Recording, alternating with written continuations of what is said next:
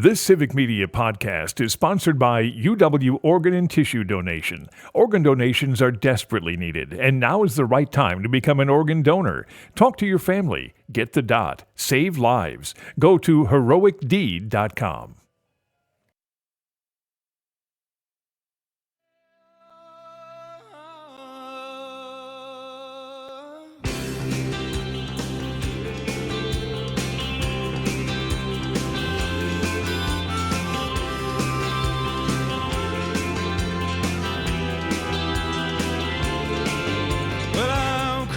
To face of my conscience, coming to an understanding of myself, clear out all the old cobwebs, clean out the old books from the shelf.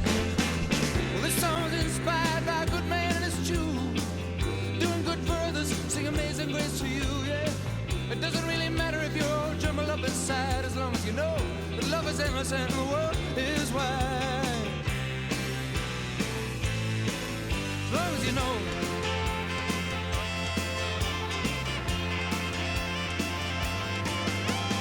Give it up.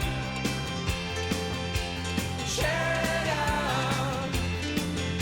Help who you can. Help who you can.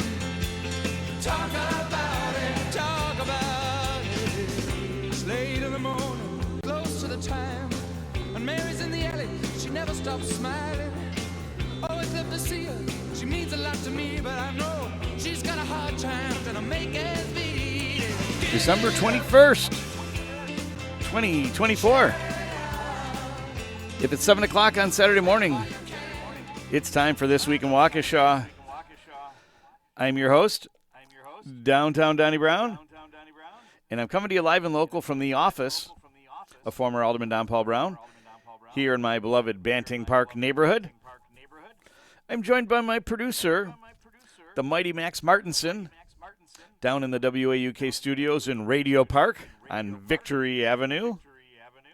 Later on in the show, Max is going to give us a preview of his big project, Letters to Santa, that airs tomorrow morning.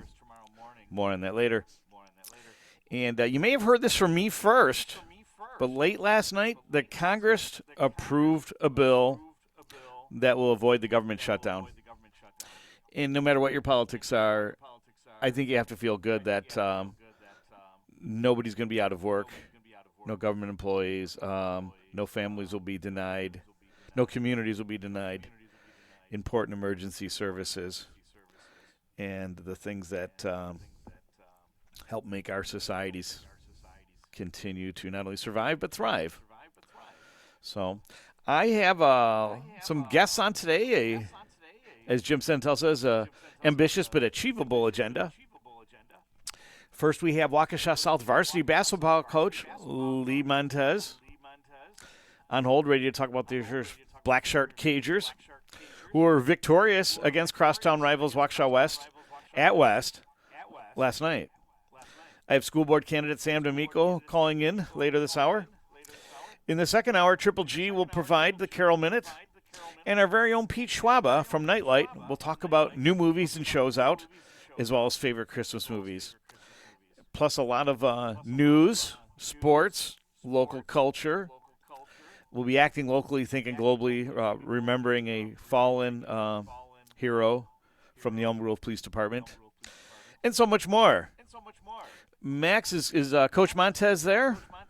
I believe he is. Sounds great. Coach Montez, can you hear me? Yes. Well, I'd ask how you're doing, but I imagine you're smiling ear to ear after is it a 62-59 victory? Or no, 52-49 victory over the Wolverines? Yeah. Got to be feeling good, huh? Great game last night. Yeah, cool. It makes me feel good. Great game. Sounds good. Who are the big heroes for the Blackshirts last night? Well, we got some really, really good minutes from Tyson Teagues last night. Nice. I think he had 8 points, 8 rebounds last night for us. That's huge. And we had to play a little bigger last night because of West's height and length. Sounds great. And, you know, Coach, I'm embarrassed to say I missed the game. I wanted to go, but I actually wanted to catch the college football playoffs and really didn't miss much. Unfortunately, the Hoosiers didn't show up, or maybe better yet, the Fighting Irish just came with a much better game there at home. But anyway, with your Blackshirts, you're now 3-2 in the Classic 8, 3-5 on the season. So how do you feel about your progress so far? Conference-wise, I think we're doing really, really well. I believe the conference this year is going to be a little bit more balanced. Our non-conference schedule is going to be a little tougher this year. We're going to play some tough opponents on the road, but you know, with the 13, 14 kids we have, we're progressing nicely here. Yeah, one thing I really enjoyed watching. I made it to the North game with my father-in-law, who promised you he would catch one or two games this year. To you, and yes, I see him around and stuff. Yeah. So, but even though North, you know, they've lost a lot to graduation, so they're not as tough as they were last year. What really impressed me was the way you guys move the ball around on offense, and the fact that I counted at least 4 players that scored over 10 points. So it was great to see, and some of those guys weren't starters either. And even another guy's coming off the bench, providing great productivity and points. And so it looks like a real team effort this year. And like other teams in the past or other teams you're playing, you're not just looking to 1 to 2 players. Yeah, that's correct. You know, right now we have 3 kids averaging double digits for ourselves. And then, you know, we have 2 kids that are averaging, you know, 8 and 8.5 points. So we have a really good balanced scoring attack, and you know, and then we have some guys that, like you said, can come off the bench and, you know, put some points on the board for us. Sure. And who are those 3 guys in the double-digit average category, so we can shout them out? Yeah. So Zayas DeWalt is the averaging general. like 13 points. Yes, 13.7, nice. And then Giovanni Perea, he's averaging 13.5. And then Keegan nice. DeGeorge is averaging 10.5 points for us right now. That's great. And I heard he scored 25 points the other night against Waterford. Was that right? Was it Waterford or another game? Waterford, or I think it was against the Catholic Memorial. Catholic Memorial. That's right, yeah. And that was a nail. I mean, you guys lost by 5 at CMH. Yeah, we got off to a great start, and then you got to kind of credit CMH. They kind of clawed and fought their way back in, and it kind of went down to the last, you know, 2 minutes, and so we've been in some very competitive games this year, and that's great. Last night was another one. So yeah, so yeah, now you're 2-0 against the Waukesha schools, not count the public schools anyway. So you're off to a good start, and hopefully running the table in the crosstown rivalries. Nice. Yeah, that would be nice. I know our kids would enjoy that. Sure. Let's talk about those other guys that are averaging 8 points a game, because that's also important productivity. So Jordan Garcia, he's averaging 8.5 points. And then Joey Cost is averaging 8 points. And then, you know, we got Morgan Swartz, who's averaging like 5.5 for us. That's great. I'd love to see Morgan back out there after his junior year was kind of cut short with an ankle injury. It was right around this time of year, too. So Yeah, it's good to see him back. Yeah. So, in some ways, I don't know if embarrassment of riches is a nice word, but it's got to be a good feeling for you as a coach that there's a lot of different guys you can look at for scoring, especially if the stronger players, like everyone knows Giovanni Perea, if they're being keyed on or double teamed, that you've got guys like Morgan Swartz, Joey Cost, Keegan DeGeorge, Jordan Garcia, and I'm sure there's one or two guys I haven't mentioned that can score for you and can make a difference. And, of course, Zayas DeWalt. So I'd also like to shout out Isaiah Crawford. I saw him coming off the bench against North and say he played great defense, great rebounding, and scoring off of offensive rebounds. And it's great to have big men that can do that, especially that deep into your bench. Correct. Yes. I think it's important to, try to find minutes for guys that usually don't get minutes. Yeah. And and there's Luke Trendle and there's Gavin Karenko from across the street. And Luke lives here in my neighborhood. Those are guys that played great ball on JV, and they can also deliver quality minutes, points, great defense, all those things. So you really have a lot to look forward to, I think. Yeah. I'm in a very good situation here. Our practices during the week are very competitive, and Luke and Gavin and, like you said, Isaiah are juniors this year, so they're kind of just learning how to be varsity players and the speed of the game and how quick it is. Yeah, and you're off until game-wise until January 4th. So now you have a nice long break, but I imagine there'll be a lot of practices and a lot of that keeping that competitive rigor going. Yeah, so actually today is our first day off. We're gonna have off now until Christmas, and then we'll be back after Christmas. Give the boys give them some rest, much needed rest here, and well deserved. So, Coach Lee Montez, Waukesha South Blackshirts basketball coach in his second year. Thanks so much for joining us. Congrats on the big win over West, and looking forward to checking out some more games this season. Go Blackshirts. Yes, thanks for having me. You bet. And when we come back on This Week in Waukesha, we'll be acting locally, thinking globally. And Sam D'Amico, school board candidate, will be joining us later on this hour. And Max will be telling us about his big show tomorrow. Here on This Week in Waukesha on WAUK 540 AM and the Civic Media app.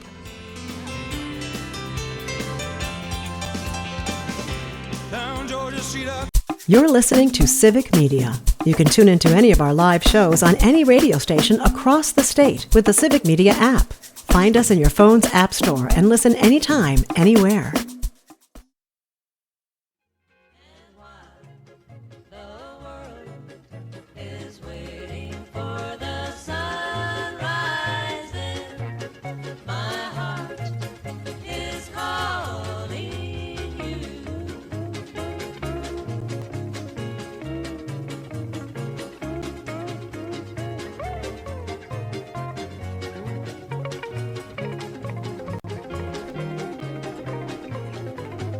Hey, we're back this week in Waukesha on WAUK 540 AM. And we don't have to wait for the sun to rise here on this beautiful Saturday morning, but always proud to honor Waukesha's favorite son,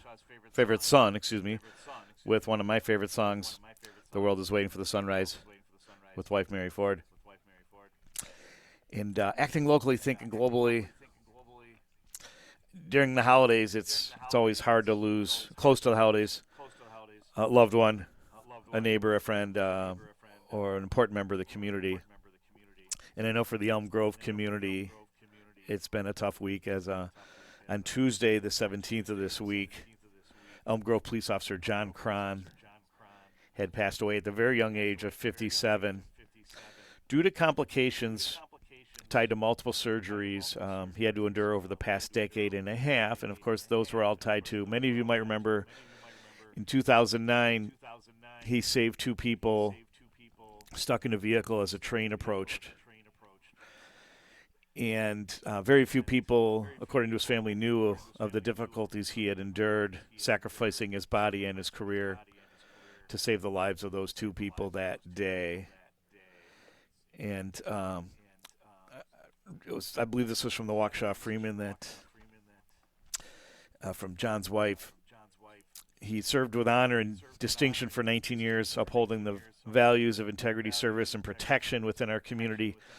Throughout his career, John made a lasting impact on the lives of those he served and the students he taught in the DARE program, always going above and beyond to make our community a safer place. That statement is actually from the Elm Grove Police Department. He was not just a colleague, but a friend to all who knew him, and his loss will be deeply felt by the entire department and community. Our thoughts are with his family, friends, and loved ones during this incredibly difficult time. And I never had the honor of meeting John Krahn, but I can certainly appreciate, as someone with family members in the police department, this profound loss to the community, and for his family, not having their husband, father, son, brother with them this year.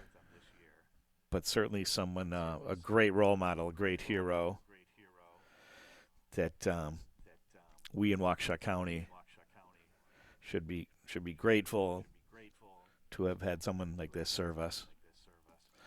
And, pauses us to reflect, during this holiday season, the importance of, what should we say, being community-centric, esprit de corps.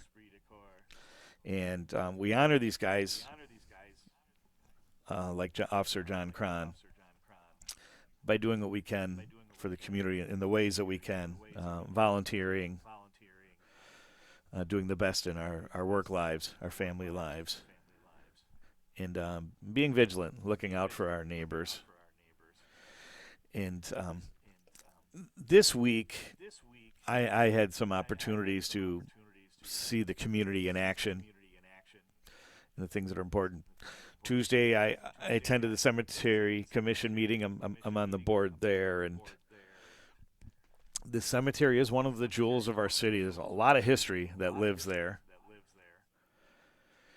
And one of the items that got approved was they did last fall a first annual 5K as a fundraiser for the Friends of the Prairie Home Cemetery. That was very successful in its first effort, and it got approved to run again for next year. And I know there was some pushback on, why have a run at a cemetery? And there was a fear of, graves, tombs being disrespected. But it was very well organized. They had professional event planners involved. But the important thing, too, is if you know the history of the Prairie Home Cemetery, it was a very center of community activity in many ways. Picnics used to be held there on Memorial Day. And it was very, very common for families to gather after church, their various congregations where they worship, to come and pay respects to their loved ones, and was actually very much a central meeting place. And the cemetery still does hay rides, which in warmer weather, of course, I highly recommend, because it really is a great snapshot of Waukesha history. Les Paul is buried there, I just mentioned. Governor Lee Dreyfus. So many other local people who impacted our history and our life here to the present day. After that, I went to a board meeting of the food pantry serving Waukesha County. And for regular listeners, you may recall last week I had Lindsey Johnson calling in to talk about a busy week she had that included a visit from Lieutenant Governor Sarah Rodriguez. And a great story was that Saturday, Myers had their fundraiser, and it was kind of a matching thing. I believe you put a donation in a kettle, similar to Salvation Army, and Myers would match that donation. And They got up to about somewhere in the neighborhood of like $450 to $500. And then someone went up to customer service, wrote a check to Myers to be cashed anonymously for $5,000 for this food pantry fundraiser. And Myers wasn't expecting a match that size, so they went to their corporate in Michigan to make sure they had approval, and corporate said, heck yes. If someone's going to make an anonymous individual donor is going to support the food pantry with such a generous donation, it's the very least that Myers can do. And so Myers matched it. And so what looked like a decent day with, $1,000 when you include the matching donation turned out to be $10,000. So many thanks to that anonymous donor, wherever you are. And special thanks to Myers for stepping up on that. And great place to go for Christmas shopping, not just groceries. And it's great to have a nice retail neighbor like that. And again, to go back to the food pantry, some numbers we mentioned last week. There are 34,100 households served this year, which represents a 106% increase since 2021. 30% of the clients, for lack of a better word, individuals, are children, and 10% are seniors. And so a great way, check the Waukesha Food Pantry website and see what the wish list is. And if there's food items you can donate, it certainly is greatly appreciated. So when we come back, the Mighty Max is going to tell us about the fruits of his labor, the big day tomorrow. Letters from Santa, airing on PBS. Sam DeMeek will be calling in, a school board candidate. And so much more to look forward here on this beautiful Saturday morning, December 21st. This week in Waukesha on WAUK 540 AM and the Civic Media app, where we are taking your calls this morning.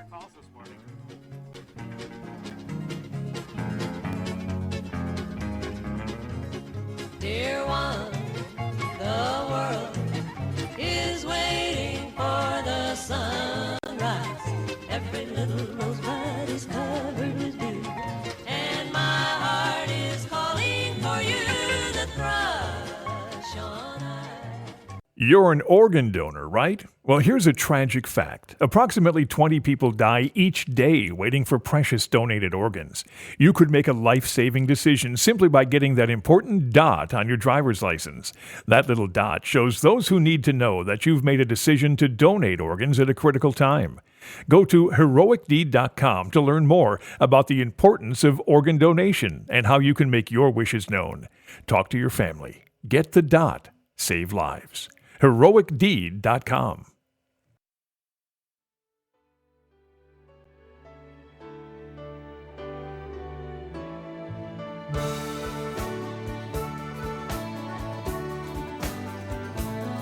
They got cars big as bars, they got rivers of gold, but the window's right through you, it's no place for the old. When you first took my hand on a cold Christmas Eve, you promised me Broadway was waiting for me. You were handsome, You were pretty queen of New York City. when the band finished playing, they held out for more. Sinatra was swinging, all the jokes they were singing. We kissed on the corner, then danced through the night. The boys of the NYPD choir were singing, Go Away Babe, and the bells were ringing out for Christmas Day. Hey, we're back this week watching on WAUK 540 AM. If those regular listeners, they know what I believe. This is the greatest Christmas song of the 20th century, if not of all time. Fairy Tale of New York by the Pogues with Kirsty MacColl. Highly recommend a full listen. And the non-politically correct version of it, the original. Very, very, not your typical Christmas song. Let's put it that way. So, but certainly tugs at my heartstrings in so many different ways. So, especially as I remember those loved and lost this Christmas season, including those who had passed away this Christmas season. So do we have, Max, is Sam on hold? He is not. He is not. Okay, so we'll wait. But before the break, I was talking about what a busy week I had and realized I only got as far as my second engagement on Tuesday after the board meeting for the food pantry serving Waukesha County. I finally made it over to Mia's for their Festivus party. Now, Mia's every year throws a kind of a holiday party with free food.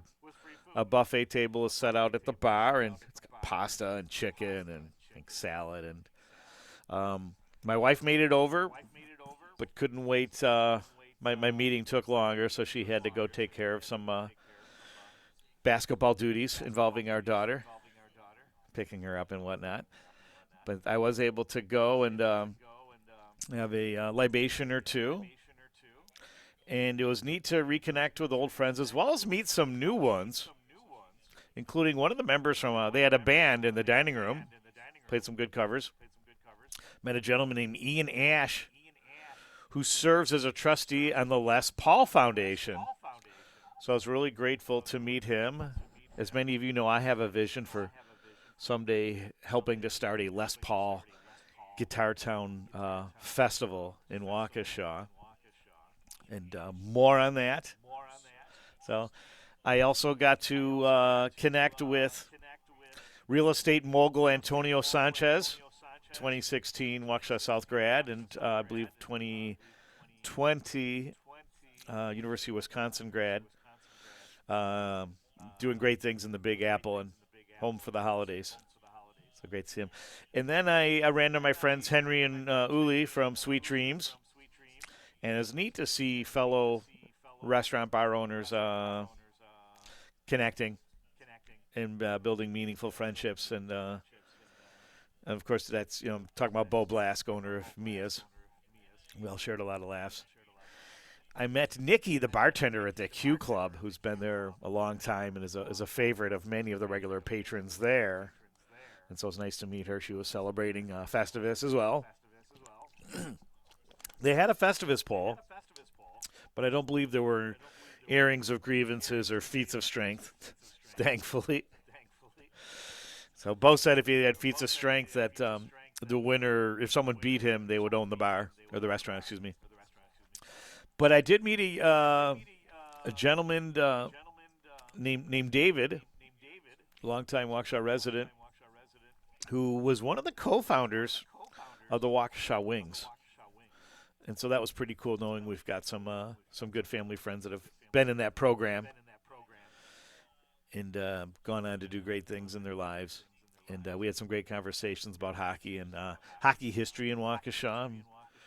Back when weather was more predictable, that many of the parks had ice rinks. And so that was pretty neat to talk Waukesha history with my new friend David.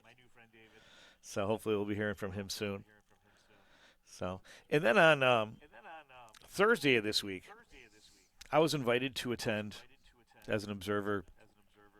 The county has what's called a criminal justice collaborating council, and it consists of judges,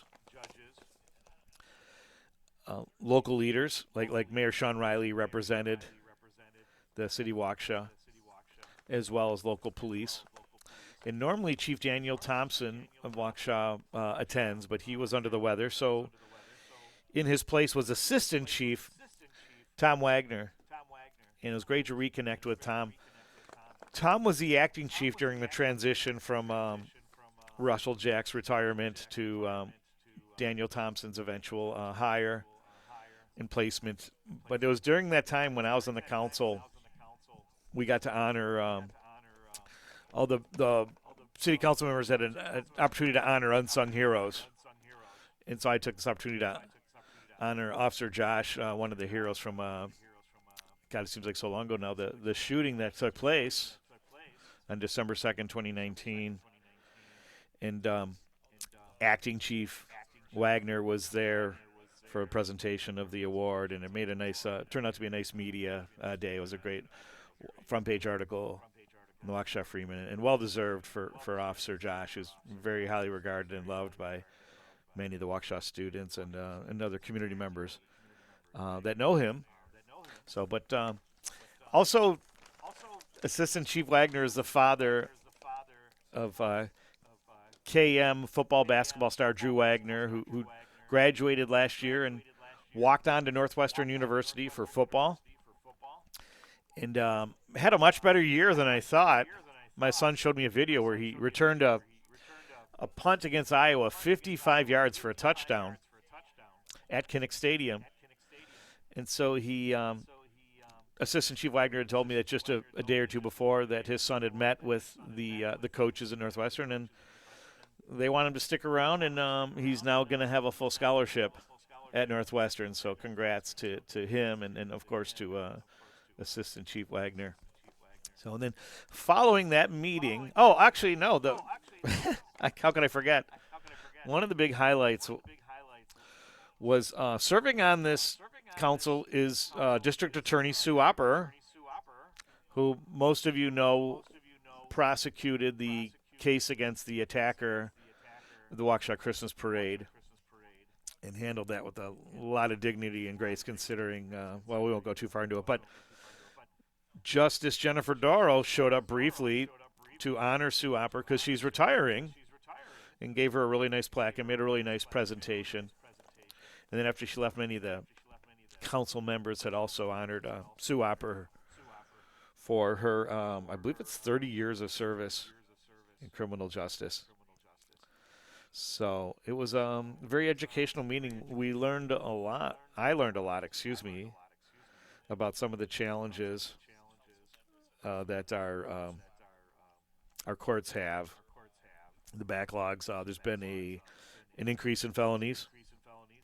Expenses have tripled, and reimbursement has been cut in half, and there's a need for more interpreters. That need has grown from 10, like maybe 10 years ago, to 27, and sometimes they have to fly these interpreters in. So alternative interventions, mental health, all these things come into play. So it's great to see different stakeholders in the county come together and discuss issues and work out solutions. So after that, I was invited to the Waukesha Cafe as my first visit. It's right there on Wisconsin, kind of kitty corner from Cutler Park. And I was there. I was invited for coffee with County Supervisor Larry Nelson. It was a great time catching up. And it really is a nice place there. I didn't realize they have parking. They have probably the best parking of any coffee house, if you will, or maybe even some of the other restaurants or retailers there in downtown. Got to meet Mojeev, the owner, lovely guy. And there's 2 stories there, too. So there's a lot more space than one would believe, because it looks like an old house that was retrofitted.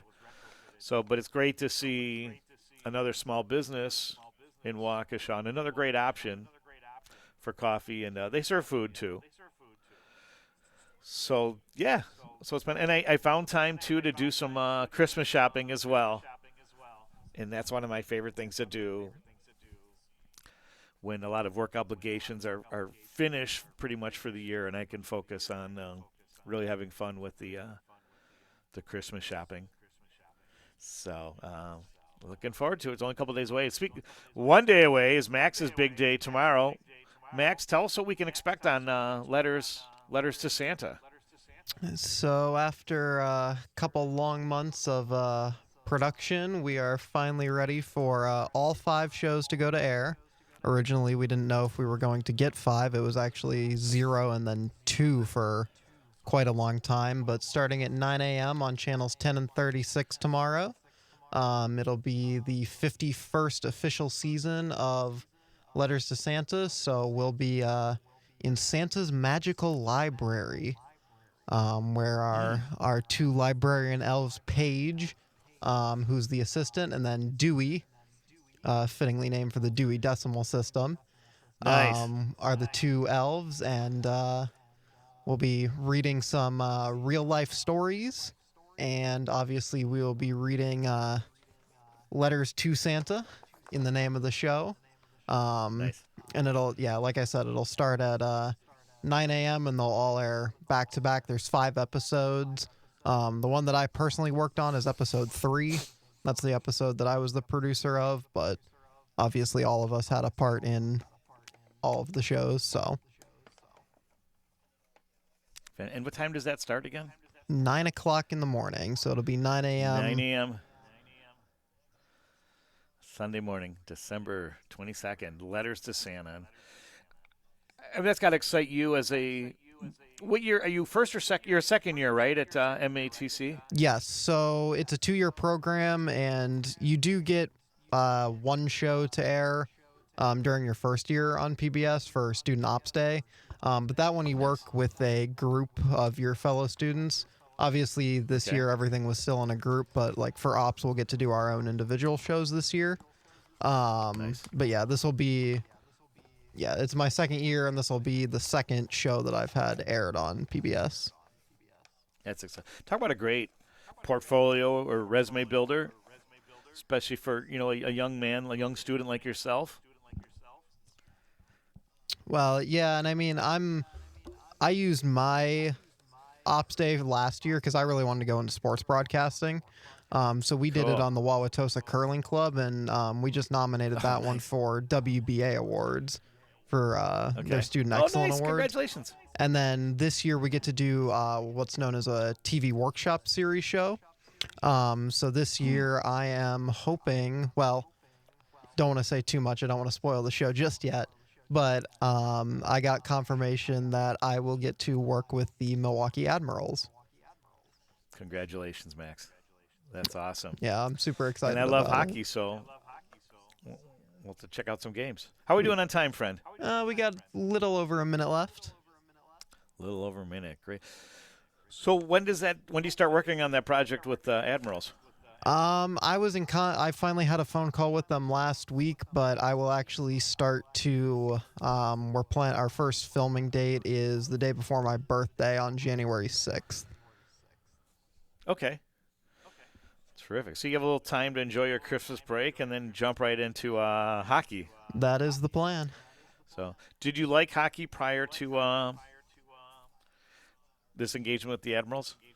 A little bit. I don't think, like, out of all the top 5 like major American sports, it's probably not my favorite, but I do enjoy it once in a while. Yeah, it is a great spectator sport. So terrific. Well, we've got more here on This Week in Waukesha on this beautiful Saturday morning, December 21st, at 5:40 a.m. and the Civic Media app. And we're also taking your calls, especially if you have last-minute Christmas shopping ideas. We want to hear them.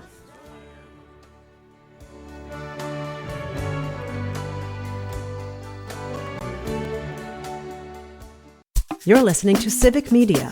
Find the latest news, information, and archives of all your favorite shows on the Civic Media website, civicmedia.us. The snow is falling down. Gets colder day by day. I miss you. The children will sing. He'll be back at Christmas time.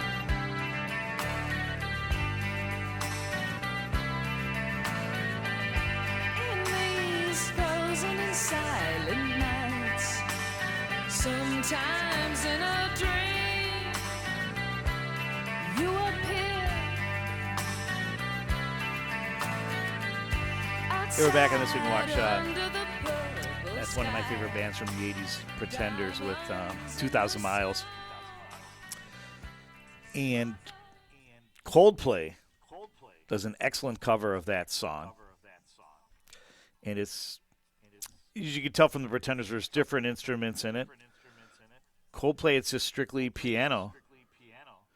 And there's kind of a background children choir voices. Beautiful song, both ways. So something that I had Pat Nettishine from Music Success on last week talking about favorite Christmas songs, and it was a fun conversation. And gosh, we could do a whole show on it. But Pat was supposed to have a Christmas party on Thursday, and he had to cancel because of the weather. Wanted to make sure everyone was safe at home or could get home from work, and so. But he's rescheduling starting in January on Thursday nights at the Music Success store on the what's called the Whammy red carpet stage. There'll be live music from local bands, and so it'll be fun. And then they're also going to have a party. To reschedule this now from a holiday party, it's now more of a love party because it's right around Valentine's Day. So more information on that. So, and cart requests are due if you need a new garbage or recycling cart. With the city switch to John's Disposal at the end of March, eligible residents that have carts will now receive new carts. If you don't take any action, eligible households will automatically receive the standard size carts, 64 gallons for garbage, 96 for recycling. But if you prefer a different size, you must make your selection with the city by December 30th. So you can visit the city website. There's an additional $75 exchange fee if you want to change cart sizes. So, and with the holidays, with a lot of gifts, comes a lot of ripped up wrapping paper and packaging and all the things. And so we urge everyone to recycle and recycle right. And this is from the city of Waukesha. What you can put in your recycle bin includes empty cardboard and paper boxes, catalogs. Are those still around? Who still remembers the Sears catalog? Paper greeting cards. No electronic musical cards. Keep that in mind. Cartons, including empty eggnog cartons. Time for some eggnog. Wrapping paper tubes. And, of course, normal recyclables. Please do not put in your recycling bin wrapping paper. That goes in the garbage. Bows or ribbons. Christmas lights. Bubble wrap. Styrofoam. And plastic bags. So, also be aware of home cooking fires or their potential. They are the number one cause of home fires and home fire-related injuries. In fact, 30% of all home fires start in the kitchen. So our Waukesha Fire Department wants you to enjoy the holiday season, of course, and to follow these tips. Keep cooking areas and appliances clean. Built-up grease can cause fires. Keep children and pets at least 3 feet from the stove, and that gives you a good opportunity. My other colleague here is our dog Popsicle, but he's still sleeping on the couch. Wow. So usually by this time there's enough walkers, both walking people and people walking dogs, and he always greets them with some really loud, scary barks. So yeah, it's a constant effort to keep Popsicle away from our stove. Keep flammable objects, dish towels, pot holders, etc., away from the stovetop. Turn pot handles inward to prevent them being bumped or grabbed by children or pets. Wear short-sleeved shirts or close-fitting clothes when cooking. Dangling clothes can easily catch fire. Stay alert and never leave cooking food unattended. So, another important announcement here from the city that I'm very pleased to share is running for office. There's still time. Springfield elections will be held for the following aldermanic districts: 1, 4, 5, 8, 9, 11, 12, 14, and 15. Any interested candidates can pick up a packet of information at the clerk's office or view the materials online.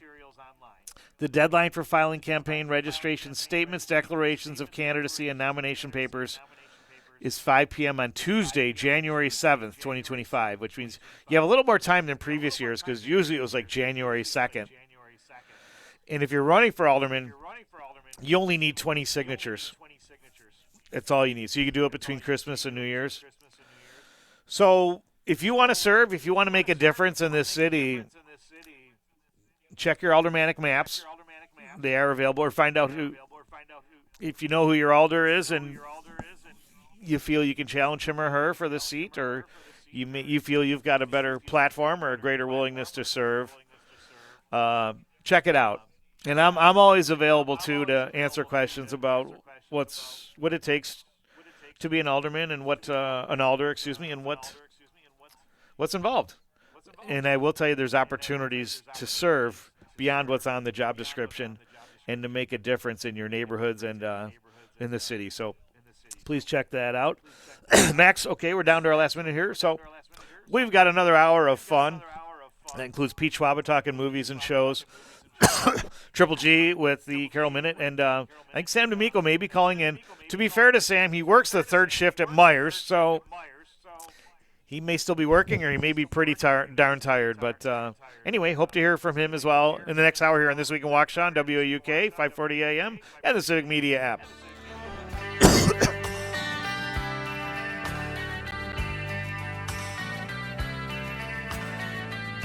He's gone 2,000 miles. It's very far. The snow's falling down. Gets colder day by day. I miss you.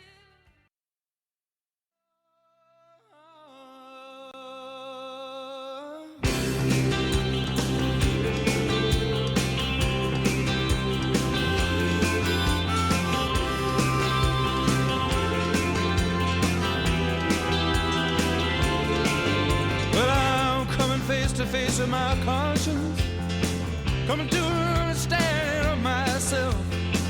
Clear out all the old cobwebs, clean out the old books from the shelf. Well, this song's inspired by a good man and his Jew. December 21st, 2024. If it's 8 o'clock on Saturday morning, it's time for This Week in Waukesha, Hour 2 on WAUK 540 AM. I am the unsinkable Don Brown, joining you live and local on this beautiful Saturday morning.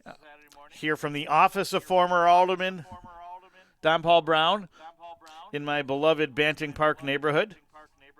I'm, of course, joined by my producer, the mighty Max Martinson, at the WAUK studios all the way down in Radio Park on Victory Avenue. And I'm feeling pretty victorious as we head into the holidays. 4 days away from Christmas. 4 days away from Hanukkah for our Jewish friends and neighbors. And, of course, wishing everybody the very best season's greetings and all the best tidings of the season.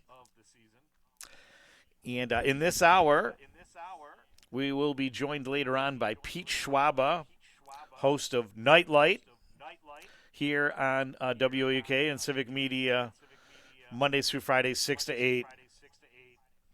And Pete gives you a lot of great information on movies, shows, entertainment. Has some wonderful guests. I still remember, Max, you might remember, back in the fall he had Charo on. And I say this, Matt, because she was doing shows in your native Baraboo, and great to see that Charo is still going. You know, she was big in the 70s. So, Max, how are you this morning? I'm doing okay. It's been a little bit of a rough week because honestly, I'm a little bored with not having stuff to work on right now. Oh, really? Yeah. Careful what you wish for. Well, I mean, it's like you get out of school and you're like, because I've been working nonstop for the last 3-4 months, like Sure. depending on which class it's for, just different projects. A lot of times we had 2 or 3 projects going on at the same time. And then Right. you get to the end of the semester. I finished up my last segment for MATC Now back a couple weeks ago. And then I wrapped up Santa couple weeks ago, and now it's just like, okay, what's next? But there's nothing right now to work on until workshop shows, which I won't have to work on until after Christmas. So Sure. Well, what you need to work on now is just relaxing and getting some rest, right? it's hard. It's a catching hard up? transition because it's Yeah. like I didn't really get to ease into it. It was just like, okay, we have this to Sure. work on, this to work on, this to work on, and stop. Yeah. But you've got presents to buy, right? Mom, dad, siblings, friends. I got Loved ones? gifts. We got. Yeah. And that's always fun. And I'm going to California week after my birthday. So When's your birthday? January 7th.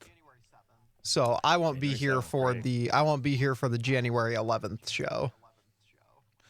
Got it. Okay. We'll make sure we've got someone in place for you.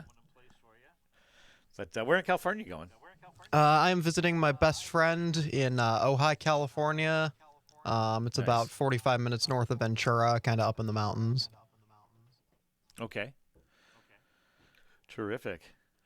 Well, that's a great time of year to be out of Milwaukee, that's for sure, out of the north. That is the plan, yes. So, well, terrific. But here, it's still the holidays, and we had an early white Christmas on Thursday with some snowfall, and it was beautiful, but it was also maybe a little too much for local traffic that I know many events, parties, and the like were canceled. So, and I understand that we may have a green Christmas this year, which I'm not really excited about because it's gotten colder since it stopped snowing. And you can definitely feel the bite. But it's never too cold to take a stroll through the city's Walk of Lights along the riverfront in downtown Waukesha. That'll continue to shine in every night through the end of January. So I think that's a great tradition that the city started. I believe it was either last year or the year before. But I'm really glad that they have that. We'll have some more city news to report on, as well as some local news and sports. I know we got some more basketball scores to catch up on. As we mentioned, the Blackshirts of South were victorious over, you can see, Arch, crosstown rivals Waukesha West, 52-49 at West. So a great road victory. And Coach Lee Montez was on in the first hour to give some highlights on last night's victory, as well as projections for the season, and a lot to look forward there too. So, but we'll be giving you some other local scores. We were supposed to have Sam D'Amico, a candidate for school board, call in, but as I mentioned, Sam works the third shift at Myers. So, fair play to him. You know, if he forgot or was just too tired. He's working hard. He works the third shift so he can focus on his political career and many years ahead for the 18-year-old Sam D'Amico. So, but again, we do hope to hear from him. So, want to give a big shout out to Rick in New Berlin. He texted me, and I apologize for any of the feedback you're getting, whether it's on the radio or on the Civic Media app. I know Max is working on it with some of our best people to see what we can do to fix that. But Rick will be celebrating a reunion party he had for his restaurant in New Berlin that was an anchor in that community for more than 20 years, from the early 70s to the early mid-90s. And they'll be gathering later today at a local New Berlin establishment. So it's neat that people honor our local history and those things, all the fond memories that are still dear to us.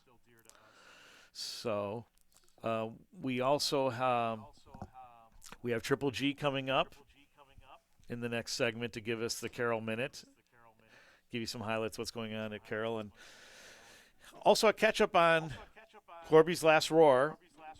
For those regular listeners, last November, I think it was the 16th, we had interim dean Ron Gulata of the University of Wisconsin-Milwaukee at Waukesha, who, as everyone knows, is closing in the summer of 2025. after 58 years of service to our community. And Ron and some guests that included former and current staff are talking about a big event they're doing in May called Corby's Last Roar. It's a Thursday in May. I believe it's the 25th. We'll get the correct date. But he reached out to me yesterday and said that they are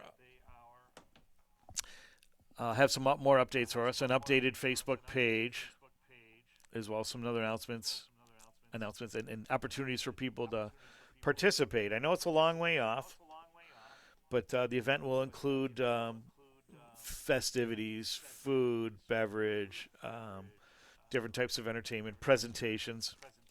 I thought I heard fireworks in there, maybe, but a great way to celebrate a college that has made an impact on the Waukesha community. Many alumni had gone on to do great things here in Waukesha, and including one former mayor. And so we look forward to providing you with more updates as they come in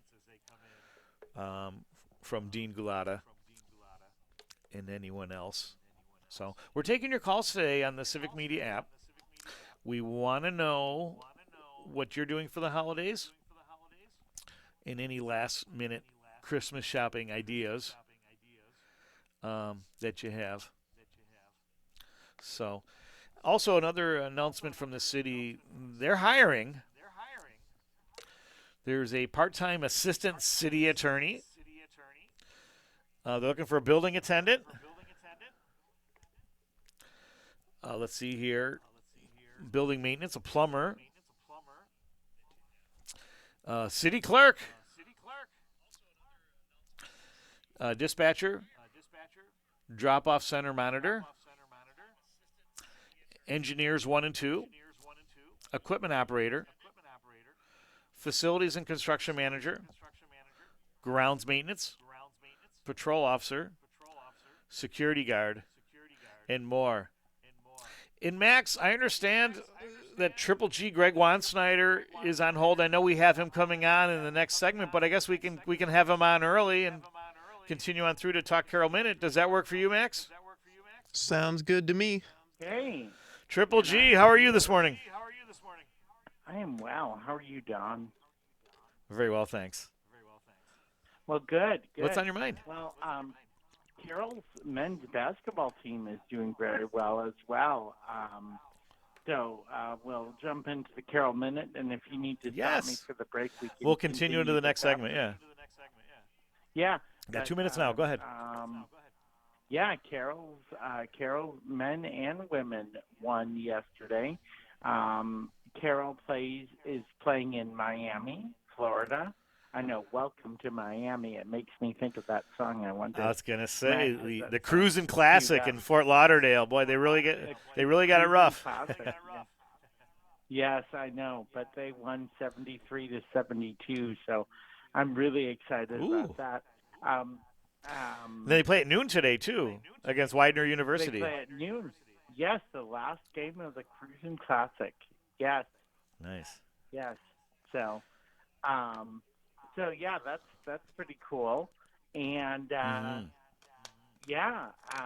lot of other cool things happening at Carroll.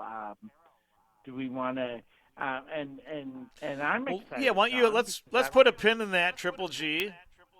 Got some bills to pay here, but more on the Carroll Minute from my good friend Greg Wansnyder, as well as a few tidbits from yours truly.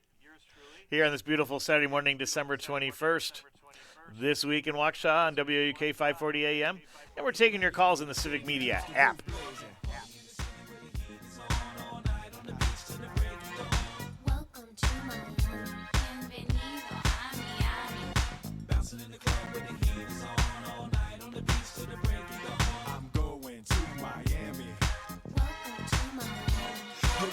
Rainstorms ain't nothing to mess with, but I can't feel a drip on the strip. It's a trip. Ladies half dressed, full of your quip, and they be screaming out. So I'm thinking I'ma scoop me something hot in this South Summer rain gate melt.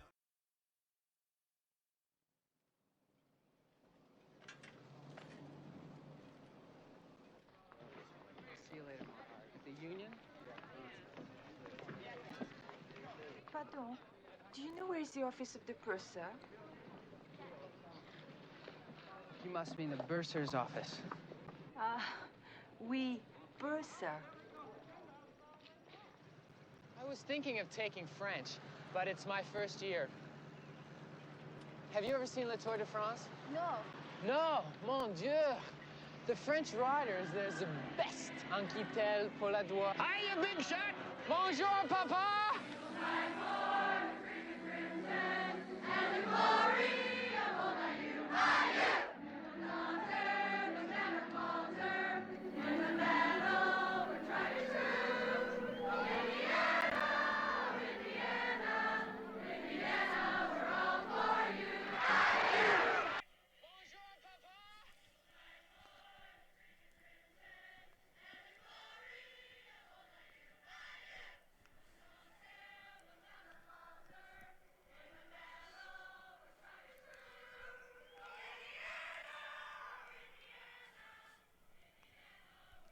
Hey, we're back in This Week in Waukesha, in the middle of the Carol Minute. And no, that is not the Carol fight song. That's the Indiana University fight song that appears in the final scene of one of my favorite movies, Breaking Away from 1979, a low-budget movie that hit it big at the Oscars and included future stars Dennis Quaid and Daniel Stern. For all you Home Alone fans, Daniel Stern was the tall bad guy alongside Joe Pesci. But I'm surprised the number of people have not seen Breaking Away. Have to see it. But that's an ode to the Hoosiers after an amazing football season. They're probably their first 11-win season in their entire school history. Unfortunately, they fell short. Lost to Notre Dame at Notre Dame last night. A classic battle of Indiana rivals and a tale of two cities. Of course, Notre Dame has that fabled tradition of many winning seasons, 11 national championships. And Indiana has the most losses of any major college football team, as they reported in last night's game. And even though I'm Irish Catholic, I was rooting for the Hoosiers as also a Big Ten, a Spartan alumnus. And really, overall, just wanted to see a good game. And Notre Dame brought it. Indiana had some moments, but fell short. But enough about them. Triple G's been waiting patiently. Greg, let's finish this conversation about the men's basketball team, and then let's hear some more what's going on at Carroll. Yeah, so men's basketball actually, I think, might have some players from Indiana. So, Sure. Because Carroll, we recruit from all over. But Sure do. Yeah, so 73-72, big win against UMass Dartmouth last night. So yeah, definitely a school I've never heard of. But I've heard of Dartmouth, but didn't in the Ivy didn't League, know yeah. that they had such a And we've good heard of men's UMass. basketball team. Yeah, there were several lead changes in this game, and finally Carroll just came away with it in a buzzer beater, so 73-72. So, and Carroll's women's team is doing. By the way, Carroll men are unfortunately 0-3 in the CCIW conference, but Okay. hopefully they're winning ways. That was their first loss after losing like 6 in a row. So, Okay. hopefully that's better. We've got some cool things happening at Carroll, Don, right now. We've got on February 7th, we're having speaking of basketball and women's sports, and we're having a Toast to Pioneer Women. We are actually not hosting it on our campus, but that's going to be at Raised Grain Brewing Company, February 7th. I had dinner at Raised Grain last night. I'm glad you mentioned that. It was lovely. Great fish fry. And if you like milk stouts, awesome. get the Utterly Perfect. I had the brown ale first. That was outstanding. The Utterly Perfect rocks. If you're a stout guy like me, try out the milk stout called Utterly Perfect at Raised Grain. So I'm sorry. Go ahead, Greg. Continue. Not really a drinker, but that would be up my alley if I was. So February 7th is our Toast to pioneer women at Raised Brain Brewing Company. Don, if you can also let me say, just really quick, while the Christmas lights are still up, you guys have to go drive past Carroll and see all the Christmas trees lit up and all the, different Christmas lights we have around campus. Tim from our physical plant is the guy that does all the lighting. So if you have not driven past Carroll yet, you need to do that. Don, I'm sure you've driven past Carroll a little bit. I have, yeah. It is lovely. Some of the, yeah.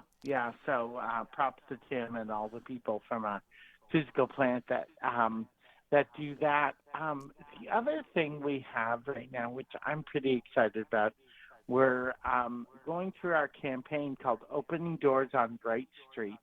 And we're building, Don, I don't think I've talked about this on here before.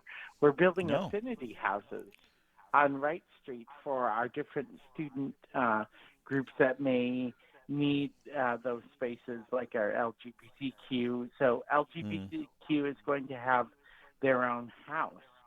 And we've already opened that up, actually. And we're having a Casa house for our Spanish and Latin American students, and we have several different houses in the works, including, Don, and this is my favorite thing, a coffee shop, so that'll be operated by the business students at Carroll. So I'm really, really, really excited about those opportunities. And if people want to donate to that, it's not too late. You can go to carrollu.edu and find out more information. Our Giving Tuesday was such a success, by the way, I want to say. So thanks to all the people that gave. And Don, as far as my holidays, I'm just going to rest easy. I've got a few weeks off of work now. So I've got some doctor's appointments to take care of and some different other things. But I'm just going to kind of, hopefully it'll warm up by next weekend. It's supposed to be in the 50s. So we'll see what the Civic Media meteorologist. Spring break at Christmas. Have to say about that, but I'm really excited about just spending some time. Don, hopefully you and I will be able to see each other. It's been we'll try to put it on the calendar. We'll text after the show. And hey, Greg, I want to thank so much for your contributions to the Carroll Minute, and I'd like to wrap up the Carroll Minute by acknowledging the Piles of the Week. Aaron Wofford of the men's basketball team, who was honored after coming back from a long recovery from an injury last season. Canned a three-pointer in his last game. And then Emily Wisner, who was the leading scorer in a dominating 85-58 win over North Central last Saturday. She had 21 points, 8 of 15 shooting, also recording a rebound and 2 assists. Made a three-pointer in that game and converted all 3 free throws. So much more here. Pete Schwaba's on next to talk about Christmas movies and other new releases here in This Week in Waukesha on WAUK 540 AM and the Civic Media app. Down Georgia Street Arcade, where the poor children play, gathering up charity to help them make their day. For me, I was once their age. Once I was young, but I know I had my family to fall back on.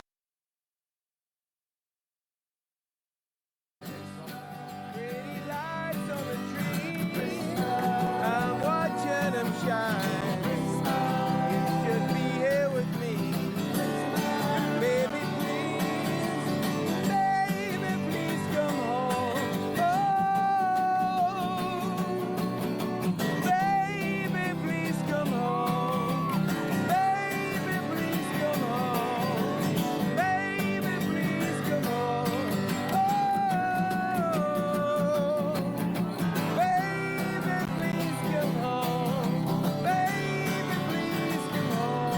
We're back on This Week in Waukesha, and what you're listening to is a Christmas time busk that's organized every year in Dublin to raise money for the homeless by one of my favorite musicians, Glenn Hansard, who will be playing the Riverside Theater on July 25th. Hoping I can catch him again. And Bono is in on that from U2, and they usually get some other artists. And that'd be a fun tradition to start in Waukesha, a downtown bus to raise money for those in need. And I really need some Pete Schwaba. How about you, Max? Is he ready? Pete, are you there?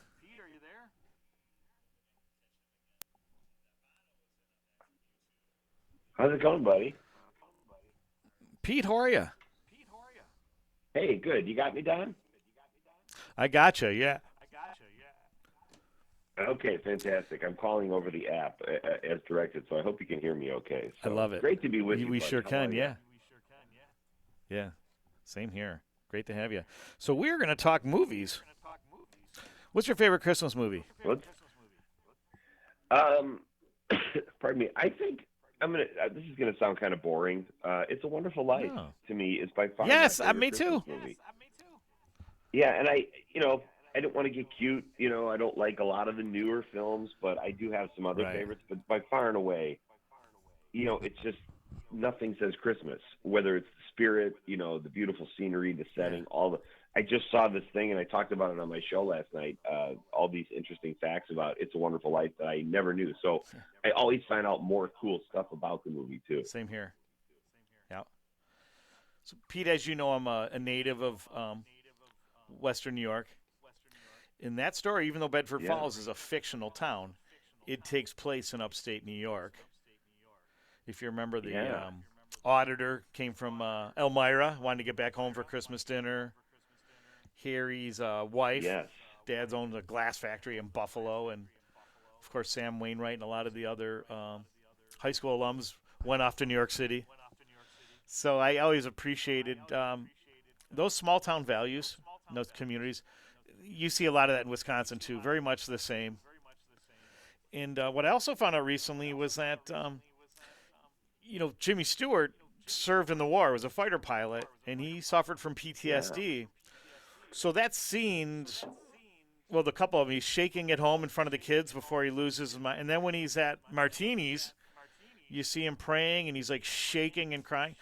That was authentic. He was actually going through a PTSD moment because he was trying to be in character, and that just kicked in. So what you saw was authentic post-war PTSD from a veteran who happens to be one of the greatest actors of his generation, maybe of all time. Yeah, it's funny, Don. This article I read, it said that he didn't think he was ready to be in a movie yet because he had just returned home, and he took the role reluctantly. And my favorite scene in the whole film, and I didn't see the movie till I was like 21 years old, it is, I think, in that scene you're talking about where he was shaking and he's hugging his daughter. And he's so scared because he's lost everything. I mean, you just see it. It's so authentic. And that makes total sense now, what you said. I also read that they almost cast Cary Grant in that role, who I think would have been totally wrong. Yeah, agreed. He might have been a good Harry Bailey, but they had the right guy for that part too. Yeah, absolutely. So, what's your favorite Christmas movie? There's that one, and then there's also Scrooge, the Christmas Carol, with Alistair Sim. No other version comes close. Forget George C. Scott. Forget Patrick Stewart. Maybe the cartoon character, what was his name? Mr. Magoo, maybe might come close. But right. That was a tradition in our family. That was always on TV on Christmas Eve. We grew up near the Canadian border, and the CBC station in Hamilton always played. And it was black and white, so the first half of the movie is like a horror movie because it's so scary. And in a way it is, because it's this guy's like selfish evil just resonates. Did you ever see that one? I don't know. I probably have, but I have not seen any of the Scrooged films or Scrooge films in a long time. I will say, when I was a kid, Don, I used to go to A Christmas Carol in Milwaukee. My family would take us up there from Chicago. Yeah, and that stuck with me. Like, that is still my favorite production of A Christmas Carol that I've ever seen. And they still do it there in Milwaukee, which I think is so cool. The other film I'll say is Trading Places, a very underrated. Yeah. Like, Yep. To me, it's more of a Christmas film than Die Hard, and people consider Die Hard a Christmas film, believe it or not. But yeah, Trading Places just kind of came back on my radar, and I'm like, this is a great story. I mean, it takes place at Christmas, but also just the lessons learned and the friendship. It's a great movie. And a great education on how the futures industry works, too. In all seriousness. Right. Exactly. I was working for a marketing firm in downtown Chicago. Pete and I are both, we lived in Chicago for many years. And I was recruiting a futures firm, which I successfully recruited. I was really proud. And I remember the business manager for the agency who worked in that industry. He's like, remember the movie Trading Places? And that actually helped you understand how the futures industry works. Margin call, gentlemen. You don't make those trades. You own that coffee or oranges. I guess in this case it was orange, whatever it was. Oranges. There's right. a vault sitting out there somewhere. You got to go and take that. Or in this case, if you can't afford it, they seize your property and everything. I still don't understand how that industry works. I worked at the Chicago Mercantile Exchange for a summer as a runner. The Merc. Then I worked at the Board of Trade. When I first started doing stand-up, working at the Board of Trade as a runner was my day job. No clue. Like, they're all just shouting and yelling, and I don't think they do it like that anymore. But even with Trading Places, that movie helped me get a sense of what was going on in my day job. But I still had no idea. It's very complicated stuff. It is still very. They give you a simplified version of it, and certainly some of it makes sense. Like that part of it made it interesting, but the Christmas aspect of it was cool. I'm glad you mentioned that. It was great. Yeah. Yeah. You also said there's some new movies come out, not necessarily Christmas related, but timely with Christmas. Tell us what's hot or what you recommend. Yeah. Pardon me. Well, there's some really good films out right now. Like, if people haven't seen Wicked, Moana 2, Gladiator 2, I really liked Wicked. I thought it was great. Now, I had never seen the stage show or seen it on Broadway, Don, but I thought the movie was really terrific. Ariana Grande is hilarious in it. Cynthia Erivo is really good. They're both great singers, obviously. And the story moves along. It was just I liked it a lot more. I thought I'd like it. But I liked it even more than I thought I would. Gladiator 2, it was okay, but I felt like it was a retread of the first one with Russell Crowe. It seemed like more of an homage to that film.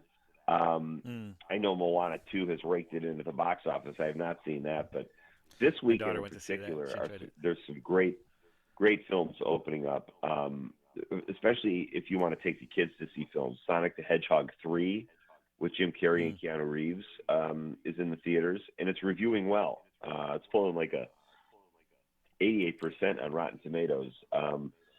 And then King Mufasa opens up this weekend, not reviewing quite as well, but it's part of the Lion King, family, and that one is getting pretty good reviews. There's another film called The Fire Inside, which is about a young female boxer from Flint, Michigan, and she is the first one to ever win a gold medal at the Olympics. Also, family friendly. That's a true story? I think that's rated. Pardon me. Yes, and I think it's family friendly too. I believe it's rated PG, and it's getting like a 95% on Rotten Tomatoes. Another good one.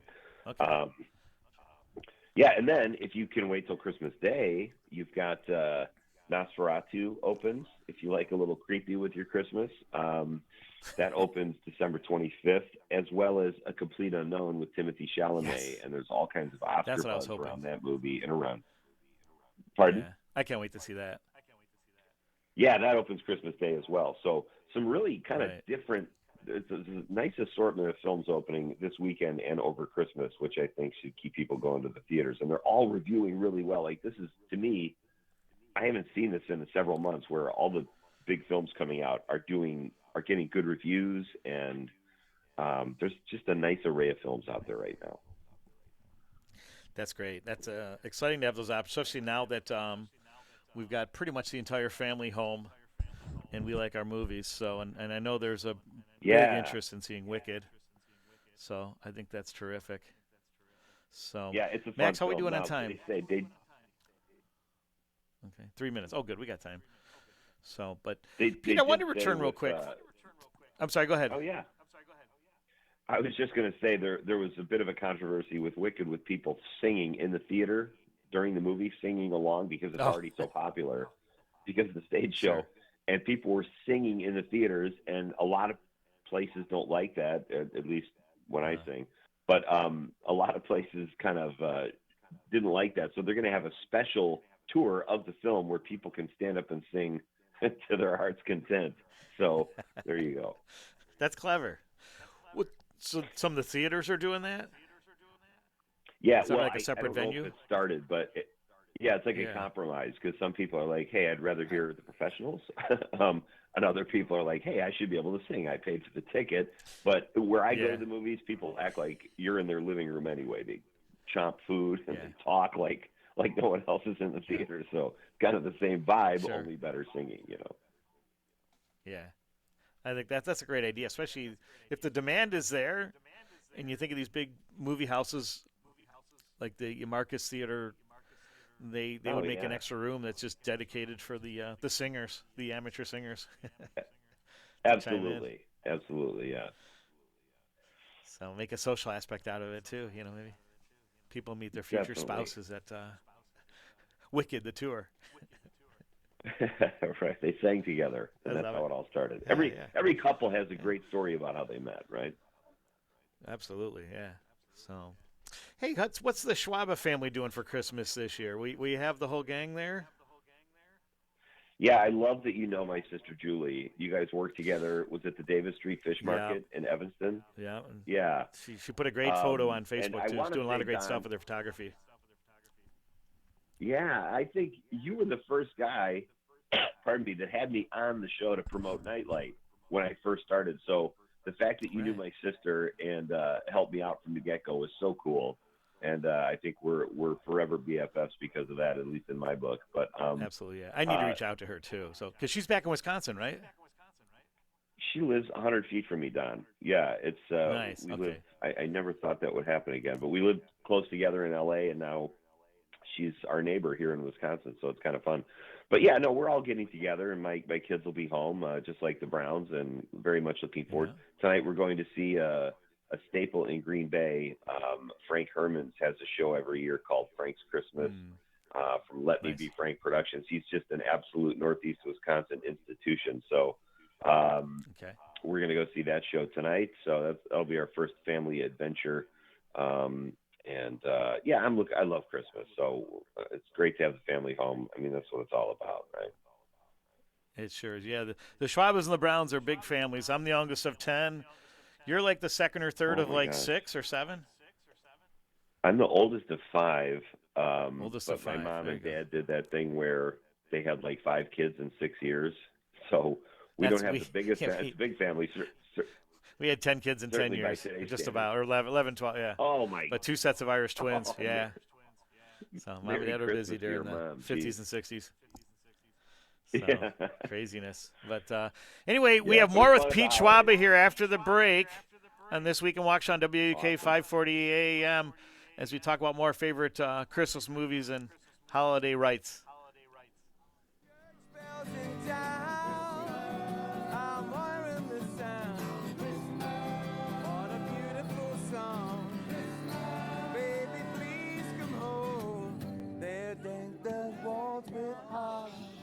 But it's not like Christmas at all.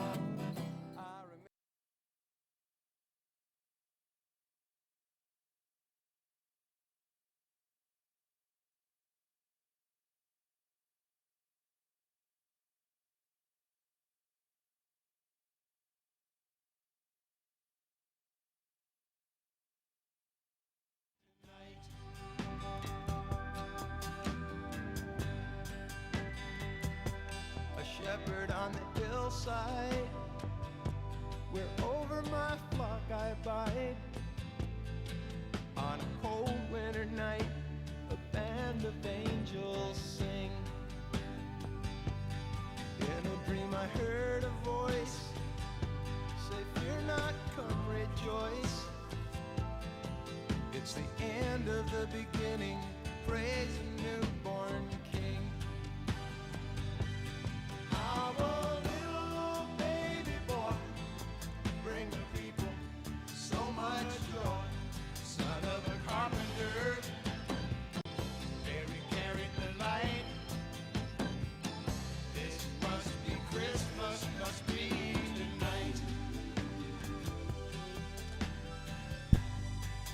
Hey, we're back on This Week in Waukesha, WUK 540 AM, and I'm joined by Pete Schwaba, host of Nite, Lite, that appears here in WAUK, and I believe most, if not all, the civic media stations, Monday through Friday from 6 to 8. And Pete's going to give you the scoop on the latest movies, TV shows, entertainment. He has great guests, many of whom with Wisconsin connections, and a great way to keep up on all the fun things and going on here throughout the state. And Pete, you mentioned one of the favorite Christmas traditions in your family was commuting all the way down to Milwaukee from Marinette for A Christmas Carol on stage, and that, of course, was your favorite version. You also said your other favorite movie, which is mine, is It's a Wonderful Life. And I don't know if you knew this, but during COVID, our civic media here in Waukesha did a radio show broadcast of It's a Wonderful Life, and had some great success. And I just thought it was a wonderful concept during COVID when a lot of things were still shut down. I thought it was a great creative treatment of a Christmas classic. It was great. I mean, all throughout COVID, people doing these things to keep their sanity. And actually, what came out of it, I think, was a lot of good. I was talking to one of my guests the other night about, it was actually James Maloff, who's another member of our civic media team here from Wisconsin Rapids. Right. And he said, living in a town like Wisconsin Rapids, you could actually audition for stuff because of Zoom. Like, Zoom became so popular during COVID. Yeah. That it helped people in more remote areas like myself, who lives in Marinette now, to still kind of keep their name out there. And you're right. Like, there were so many great productions. People reading It's a Wonderful Life or reading the script to, I remember they did a reading of The Princess Bride, phenomenal movie, with the cast. And, but I would, that kind of stuff, like, I've become fascinated by old time radio, I would say, in the last few years, and how that was it. That's how you listen to sports. That's how you got your entertainment. Like, I just think it's such a great throwback and so much fun to kind of follow those things. Yeah. Oh, yeah, absolutely. Another Christmas tradition or classic is, now that everybody's streaming, is CBS's Charlie Brown Christmas special. Oh, yeah. And the fact there was a lot of controversy about Charles Schultz, the Peanuts creator, having that scene where Linus reads from the gospel from St. Luke, and they didn't want anything religious, and Schultz wouldn't budge. And it turned out to be very well received, because that was like in 1964. And then, of course, now it's one of the most beloved Christmas specials. Yeah, and that's such a great moment in the show. Like, I mean, look, I was raised Catholic. I haven't been to church in quite a while, but so I'm not going to tell people what to be. I'm not going to tell people what to be offended by and what not to be offended by, because it's such a subjective thing. But to me personally, just that moment where this kid takes the bull by the horns and gives this speech. Yeah, I just thought it was a great moment. This is what Christmas is all about. For that reason, almost regardless of what he's saying. But love Peanuts Christmas, and I grew up kind of reading those books, not just the holiday stuff, but we had a whole encyclopedia of Charlie Brown books. So, and I got to play Charlie Brown in a high school musical, so I have a serious affinity for that character and those stories. Yeah, it was great. We didn't appreciate this as kids because it was fairly new to us, but that was the first cartoon of its kind with children's characters having real issues, even grown-up issues. Yeah. And so it wasn't all happy-go-lucky and all that. And in that Christmas special, Charlie is just disillusioned by the commercialization of Christmas, the problems he's having with the play, and the tree that he picked out, and then Linus reads from St. Luke, and everything comes together. And what I also learned recently is when he drops his blanket, his whoopee, which was Linus's signature, he drops it right when he says, "Fear not." When the angels tell the shepherds, hear, tidings of great joy, yada, yada, yada. So many great things. That's hilarious. I never noticed that. That's great. Don, I laughed when you just called Charlie Brown Charlie. With no Brown at the end. Oh, yeah. Chuck. I should have, yeah. That's Peppermint Patty. You called him, I should have called him Chuck, yeah. Charlie. Yeah. Right. Charlie. Right. He was the man. And I have not watched that this year, but I'll check it out because I would love to see that moment. Yeah, I'm going to have to make the family watch it again. But anyway, we're running short on time. Pete, I want to thank, Pete's going around the clock here, so I appreciate you getting up very early in the morning to spend this Saturday with us. I wish you and the rest of the Schwabas a Merry Christmas. Be sure to say hi to Julie. Let her know I'll be reaching out to her. Stick around, everybody. James Santel is next with Atticus, as I call it, a law review. We're wishing everyone a very Merry Christmas, a happy Hanukkah to our Jewish friends, and happy holidays to all who worship in different ways. Season greetings. Please remember, especially during this holiday season, that safety is everyone's responsibility. Good mental health is everyone's right. Parental alienation is a crime. Here in Waukesha, there are no strangers, only friends who have not yet met. So be sure to reach out to all your neighbors this Christmas, wishing them well. Go Ramila Mahagav Goler, Nelagahana Huit, and see ya! Came to pass, he was born at last, right below the star that shines on high. Our little baby boy, bring the people so much joy. Son of a carpenter, Mary carried the light. This must be Christmas, must be tonight. The national news cycle never stops, but it can be hard to find news about your local community. Civic Media is dedicated to providing quality local and state news coverage across Wisconsin. With the Civic Media app, you can get notifications about local stories that matter to you and your community. Find the free Civic Media app in your phone's app store and choose notifications from the menu to tell us what kind of news you want to hear about.